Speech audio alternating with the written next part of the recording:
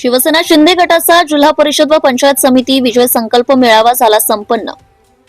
येणाऱ्या जिल्हा परिषद व पंचायत समितीच्या अनुषंगाने वाशी तालुक्यातील नरसिंह साखर कारखाना या ठिकाणी माजी मंत्री प्राध्यापक तानाजीराव सावंत यांच्या प्रमुख उपस्थितीत शनिवारी 11 वाजता भूम परांडा वाशी तालुक्यातील नागरिकांच्या प्रमुख उपस्थितीत संकल्प मेळावा पार पडला। यावेळी माजी मंत्री प्राध्यापक तानाजी सावंत यांचा प्रमुख उपस्थितीत त्यांच्या हस्ते शाल, फेटा, पुष्पगुच्छ देऊन सत्कार करण्यात आले।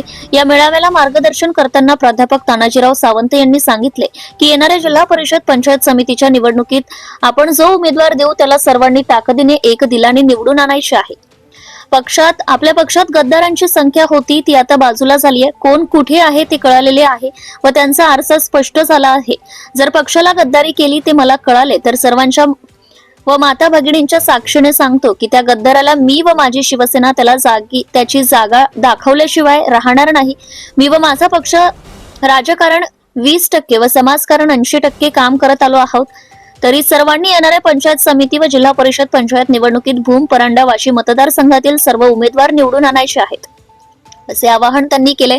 यावेळी प्राध्यापक तानाजी सावंत यांच्या हस्ते परांडा व भूम शहरात नगराध्यक्ष निवडून आले त्यांचा सत्कार करण्यात आला। यावेळी नरसिंह साखर कारखाना गेल्या 15 वर्षांपासून बंद असल्याने चालू केल्याबद्दल या परिसरातील अनेक गावच्या सरपंचांनी कारखान्याचे व्हाईस चेअरमन केशव सावंत यांचा नागरी सत्कार केलाय। यावेळी शिवसेना शिंदे गटाच्या महिला आघाडीच्या जिल्हाध्यक्ष अर्चनाताई दराडे, अण्णासाहेब देशमुख, संजय गाढवे, परांड्याचे नगराध्यक्ष जाकीरभाई सौदागर, बाळासाहेब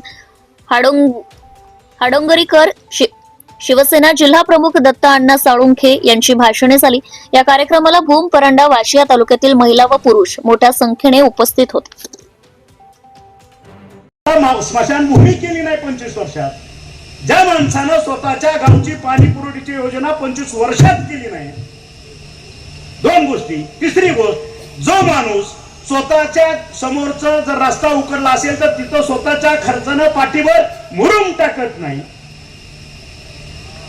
आणि इलेक्शनच्या वेळेस, निवडणुकीच्या वेळेस तुम्ही सर्वजण अशाच लोकांना साथ का देता? कदाचित हे प्रारब्ध आहे का ह्या लोकांचं, जे स्वतःच्या संसारावरती तुळशीपत्र ठेवून तुमच्यासाठी राब लागतात। माझा कार्यकर्ता राब राबतो, उन्हातानात थांबतो, त्याच्या बोलण्याला किंमत नाही, त्याच्याकडे काम करून घेण्यापुरतं त्याच्या पुढे यायचं, त्याचे उपकार मानायचे, आभार मानायचे। आणि ज्या वेळेस आपला हक्क बजावायची वेळ येते मतपेटीतून, त्यावेळेस कुठल्या तरी आभासी जगात जायचं, भूलथापाला बळी पडायचं आणि त्यावेळेस बटन मात्र वेगळं दाबायचं आणि ही अवस्था आपल्यावरती ओढून घ्यायची। ह्याची खंत आहे। आणि माझ्या जनतेने जर मला सांगितलं साहेब तुम्ही उभा राहू नका, किंवा माझ्या ह्या सर्व प्रेम करणाऱ्या लोकांना सांगितलं साहेब तुमची गरज नाही, राजीनामा द्या, या सगळ्या मंडळींना माहित आहे 1 सेकंदाचा विचार न करणारा माणूस आहे 2 मिनिटात मी राजीनामा देतो। कारण जिथं लोकांना माझी गरज नसेल तर मलाही त्या ठिकाणी काम करायची इच्छा नाही। आलं लक्षात?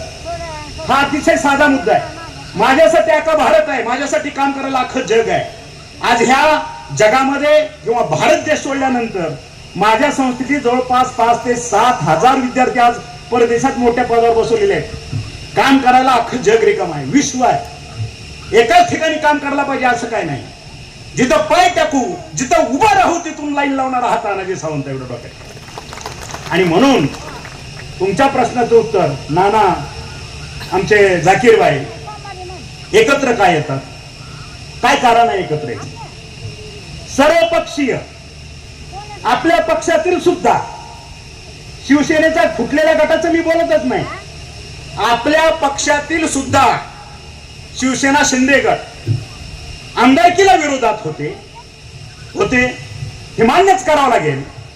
आणि काल झालेल्या नगर परिषदा, परांडेच्या असेल माझ्या भूमच्या असेल, या दोन्ही ठिकाणी ते विरोधातच होते, आमदारकीला झाकून होते आणि कालच्या नगर परिषदेला त्यांचं खरं रूप आपल्या सगळ्यांना दिसलं। हे वास्तव आहे।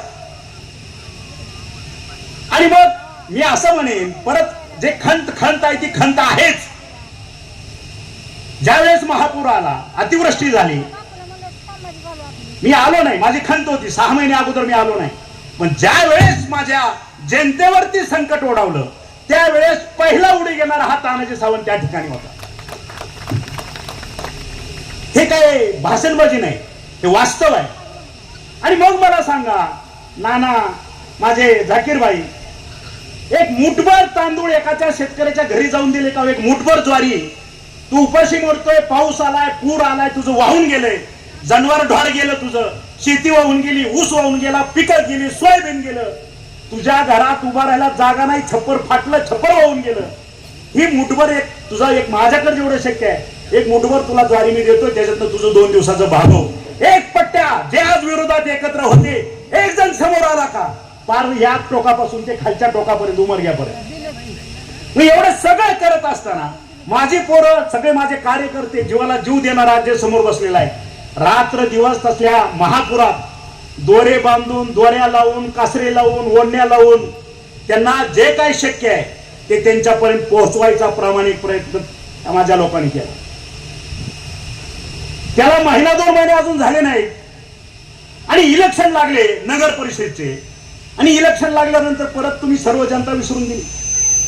आपल्या मदतीला कोण आणि आपल्या विरोधात कोण, ह्याचं नेमकं गणित मला तरी समजलेलं नाही.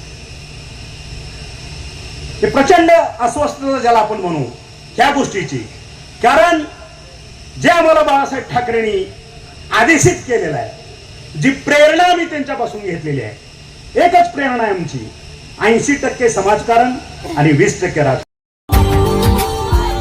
Subscribe now and press the bell icon.